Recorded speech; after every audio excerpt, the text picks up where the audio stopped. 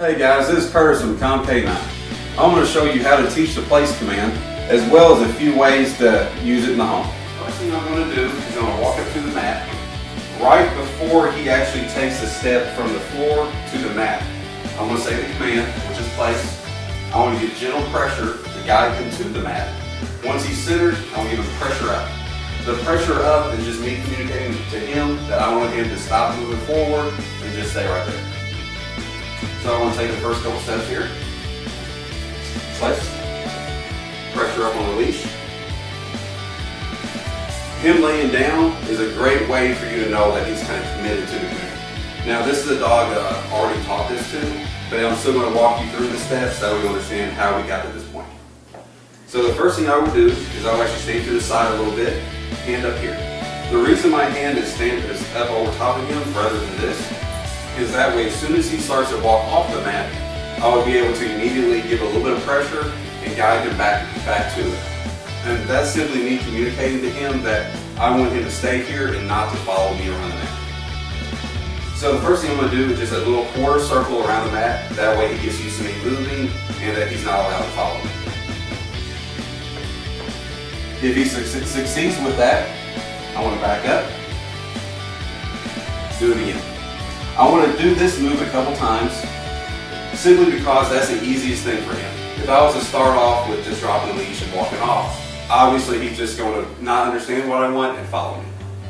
So again, do that, it works. So now I'm going to move to the next harder step, which is going to be a half circle. Half circle, that works out good. Go back, and then now I'm actually going to take him off the mat and start over. The reason I'm doing that is I want him to succeed as much as possible. If he continues to struggle with this, and I just keep on and on doing it, then he's just going to get kind of frustrated and not really want to do it anymore. So I'm going to go ahead and move off the mat. The knee goes, good boy.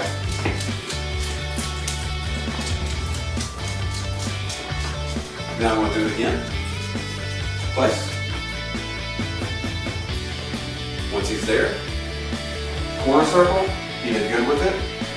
Half circle, he did good. Full circle.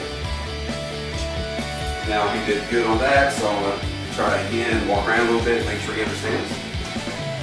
Now once I'm ready to actually try to walk away from the mat, again I'm going to hold this up here, take a step back. This way, if he tries to follow me, I'll be able to give the gentle pressure and guide him back. That way he'll understand exactly what I want.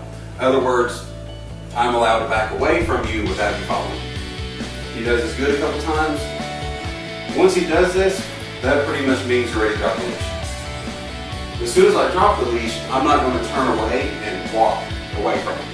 That's going to trigger follow me, and it's just going to be way too hard for the dog to do it. So as soon as I'm ready to start backing away, or trying to walk away from him, I'm going to hold the leash like this, back away. I'm holding the leash like this, that way if he tries to come towards me, I'll be able to give him a gentle little bit of pressure and just kind of guide him back onto the mat. So I'll do this a couple times. As soon as I see that he's doing okay with it, he's not trying to follow me, then I can drop the leash. As soon as this happens, now I can start to kind of back away. I don't want to turn and walk away from him like this because that's going to be too hard for him. It's going to trigger follow me and he's just going to get up and follow me around and he's not going to understand it. So I'm going to start off, again, I want to do everything as easy as I can. So that means I'm going to back away.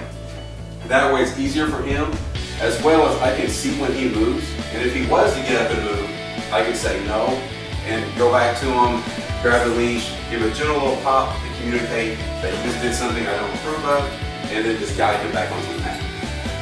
Once he gets this, once I'm able to back away real good, you know, things like that, then I can start trying to turn my back to him and walk a little more natural, as well as being able to walk circles around them and go about my business around the house, doing laundry or cleaning or whatever it is I want to do.